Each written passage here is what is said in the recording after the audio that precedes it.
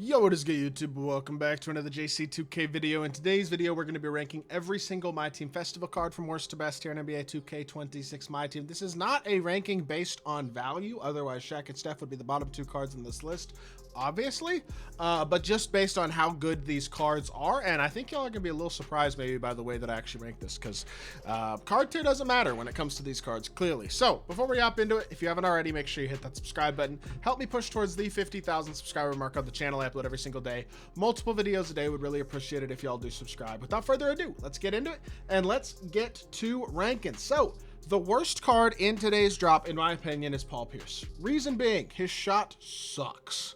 Like, a lot. And I think while his stats and badges are legitimately good, very solid slasher, great shooting badges, he's got Hoff handles for days, challenge removal enforcer, on-ball menace on Hoff as well. His SIGs are, I mean, pro dribble style Kobe White behind the back's not bad, but they're not insane. And his jumper is trash.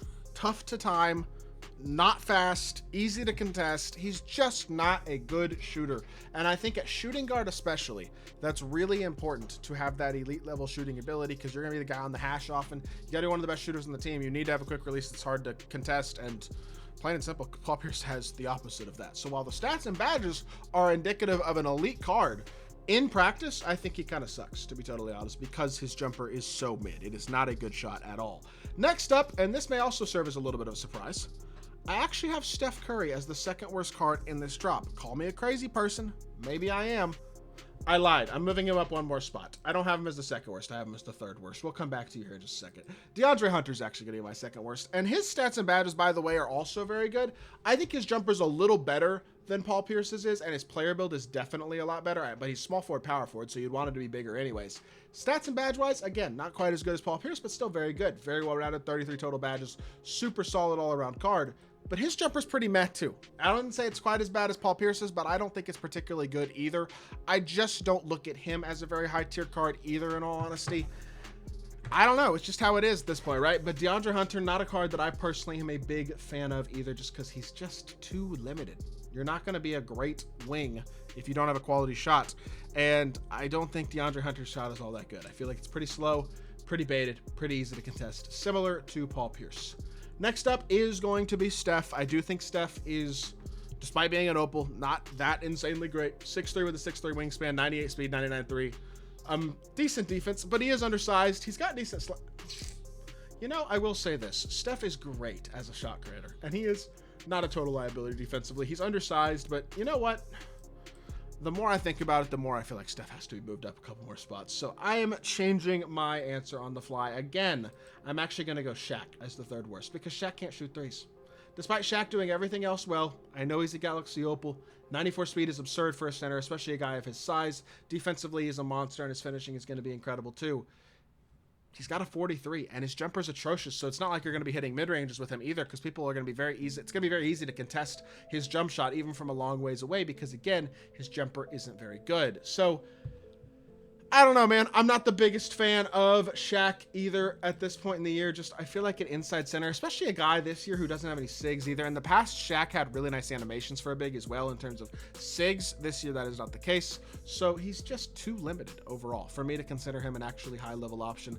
And I think he does get held back. Despite how dominant he is on the inside, on both ends of the court, and his speed and defensive god tierness, because he's an incredible defensive card, lack of shooting ability holds the card back a lot. And honestly, I feel like I'm being a little generous not having him as the worst card in this drop, to be completely honest. Next up, Steph, you're going to survive one more. I'm putting Rui Hachimura. The reason I'm putting Rui Hachimura, I don't love his jumper either. I do think it's better than both DeAndre Hunter and Paul Pierce's jumper, but I don't think it's great either. It's a little bit on the slower end. It's also a loaded position. Small forward has a lot of really, really good options for cheap prices or even for free. I don't think Rui, despite having really, really complete badges, his badges are super well-rounded, offset shot, posterizer, and then literally every single other badge in the game, except for post-fade phenom and dimer. Yes, a couple of them are lower tier, but if you upgrade those lower tier silver and bronze badges to gold, you have a really, really good card. The problem is his jumper itself, while I think better than DeAndre Hunter and Paul Pierce's, is still not that great. So for me, stat and badge completeness is nice, but you got to have a good jumper too. I'm not saying Rui's is terrible. I think it's definitely noticeably better than both Paul Pierce and DeAndre Hunter. But at the same time, I think it is fair to say that it kind of holds him back at least a bit. It's going to be relatively easy to contest. It is going to be something that I think hurts him at least a little bit. And so I have him at the number 5 spot on this list. Number 4, I am finally going to go Steph. As much as I like Steph as a scorer, and I did decide I feel like I had to boost him up a bit, because here's the thing, 6'3", I know his player build's not huge, but he's got competitive enough defense to where he's going to be at least not a complete and utter liability. He might get you some paint stops occasionally. Height is a little less important this year than it has been in the past, so it may not be quite as big of an issue. That being said, he is still going to be targeted on the defensive possession every single play by a good player. The one thing that is really nice about Steph, though, elite escape, solid dribble style, elite behind the back, of course, having that escape and the behind the back. He's just a incredibly quality scorer. Very, very tough to stop. His release is super fast, tough to contest. He is an incredible shooter and an incredible 3-hunter as well. And with 75 driving dunk, it's not like he's not going to be able to finish now too, which I think is going to be a huge plus. The fact that he's not a total liability defensively and the fact that he can dunk the ball now, it certainly helps him out a lot. Is he still going to be a bit of a liability on the defensive end of the court at times? I would say yes. I do think he's a very solid card, though, and I think he is worth having in that top 4. Number 3, I'm going to go with Jonathan Kuminga. I like Kuminga. I think he's very solid. I think he's better than the other small forwards, the Rui, DeAndre Hunter, even Paul Pierce, those guys, because his jumper's better than all of them, to be honest. His jumper's legitimately pretty solid. He doesn't have amazing movement himself, to be totally fair, but he's a really good defender, bunch of good defensive hops, 95 driving, 92 speed, very complete badges in his own right, got 29 base badges, really add paint patrol or limitless range, he pretty much doesn't need anything else.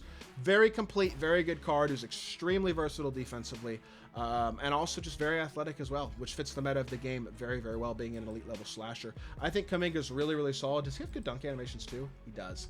All right, so Kuminga's a nice option for sure as well. I think he's very, very solid. He's my favorite of all the small forwards, and so I have him at number 3. Number 2, yes, I get defensively, Kuminga is a little limited, but if you badge this card properly, his scoring ability is unlike very few cards in my team, with an elite escape and a really good jumper. 87 speed isn't insane, but not bad. 75 driving dunk. His dunk animations, to be honest, are actually pretty good. That basic hangs off 2 animation is pretty solid. But 75 driving dunk, 78 interior, 89 perimeter, 84 steal. He's not a liability defensively, but he needs handles for days and lightning launch at it, and then he also needs probably paint patroller, and that 4th badge could either be like a posterizer or a glove. You added those 4 badges to him, though, he is super solid. Great release on quick, but most importantly, Kemba escape is huge on this card, really does help him out a ton. Just so good using that with screens to work around screens, to crab defenders in transition, all the different things you can do with that. And again, I do like his dunk animation as well. I think it really makes him feel like he's got more of an 80-85 driving dunk than a 75, which is nice. I understand statistically and badge-wise, he's not as complete as most of the cards on this list, but animation-wise, I think he's one of the best, and he also fits a lot of people's team need. A lot of, especially no money spent, low money spent teams need a guy who can score the ball either in their starting lineup or on their bench. Kuminga gives you that. He's awesome. And yes, that means the best card out of all 8 of these, in my opinion, is Kel'el Ware. I understand saying an Amethyst is the best card out of all these. It seems a little insane, but look at him, dude. 89 speed, 85 standing and driving, versatile, great defense, 86 3 ball. Go watch the gameplay I did on this card earlier if you have any doubts. His player build is massive. He's listed at 7 foot. He looks like he's at least 7'1". He is like really, really big. And then he's got nasty, nasty dunk animations, extremely, extremely athletic. And then also has a very, very good, very smooth jumper. Even, I mean, Embiid escape isn't amazing this year, but it's not that bad.